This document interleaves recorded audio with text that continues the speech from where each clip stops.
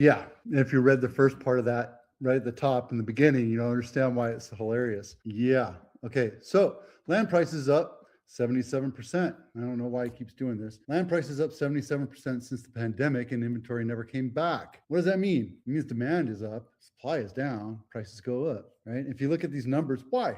Why? Here on the West Coast, it was a little more expensive to do any kind of movement because everything's so expensive. You're talking like $100,000, $200,000 just in permit fees and planning to get a house started here. It's ridiculous. But that's the cost of doing business on the West Coast, right? Should it be acceptable? No, I don't think so, because what you're doing is you're losing value on business. For example, in Midwest, the cost back in 2019 was $38,000 for an acre, and now it's up to $73,000 per acre, which is a 90% increase.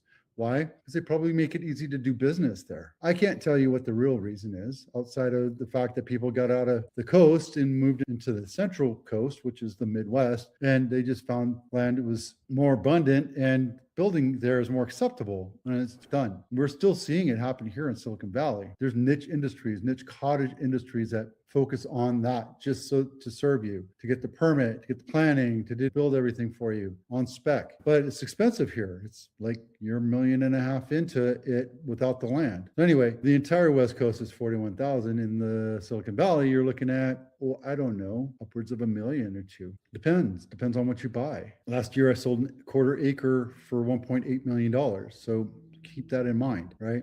In the South, 34,000 went up to 63,000. In the Northeast, which is Maine and Rhode Island, it's 47,000 now versus their 24,000 back there. That's a 101% increase. Why on the West Coast is it so did the cost not go crazy? Again, I don't know. You can read this and tell me what you think. But in my head, from my experiences, it's just hard to do business on the West Coast when it comes to planning and getting anything done. Look at the Palisades. Look at what happened to Paradise. Paradise is still waiting for permits to happen. I don't know what it says in here, but that's just something to consider. Thinking about building, maybe not do it here. Okay, home prices inched up 0.1% in March. Yep, that's it. We were at a plateau. I'm telling you this the last couple of weeks, we're seeing a plateau.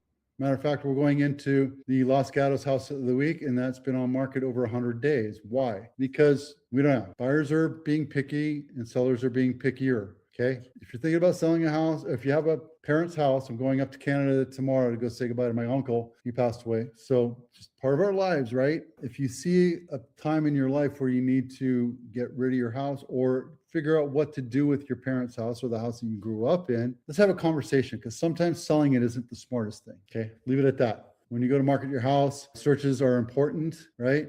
And I know Zillow does this, but everybody's done with Zillow right now. There's a lot of lawsuits. They're doing stuff that's tricky and shady against the consumer. This realtor friendly, but it's also consumer friendly site, homes.com. I like it because it allows me to control my inventory and get to advertise. Like this one right here has 140,000 impressions, this one house here. So they get some serious volume going on. Here's the Los Gatos house of the week, Glen Ridge, $5.6 million for a 1924 house. It's $5.6 million, 6-bedroom, 5.5 bath on almost a half acre. So it's 0.46, and it's walking distance to downtown Santa Cruz Ave. So something nice to look at. This looks like a gazebo, but it's really just a Craftsman style house. Yeah, you can tell it's Craftsman style. Really nice, pretty house.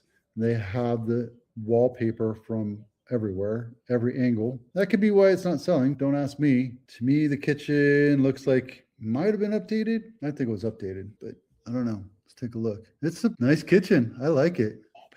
Wallpaper. I'm going to sneeze. Squeeze me. Wow, that's a lot of wood. It's busy. I think that's a raised ceiling, not a raised ceiling. It's a lowered ceiling. So that could be in the basement, or not sure what that is. Could be design. This is old Los Gatos right here. This is what you think of when you think of old Los Gatos. So old Craftsman style, nice big house, very well appointed, but it's got the old world features in it, right? And you're, again, walking distance to downtown.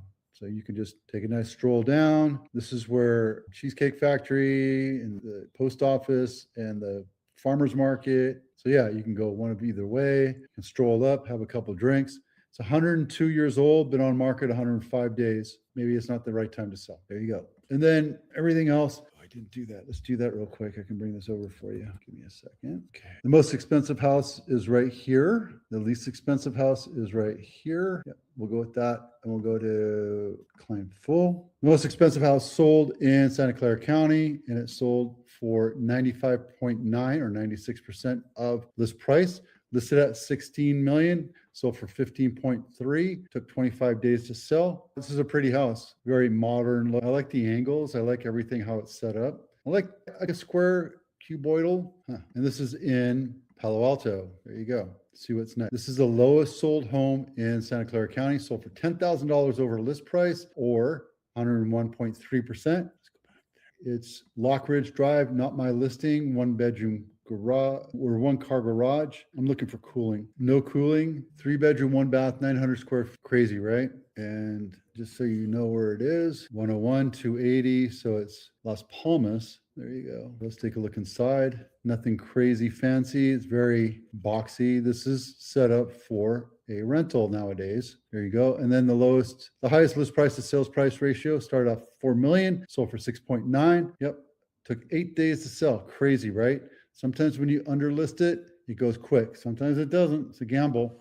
Something you have to be aware of. Let's take a quick look inside. Nothing fancy about it. Just a standard ranch house. Older kitchen. That's nice though. It's nice and big. It's 2,800 square feet. And then this is the lowest list price to sales price ratio. Original list price, 8.5 million. It went for 80% of list price. The same thing as last week, which this is Elise Court in Los Altos. Original list price is 8.5.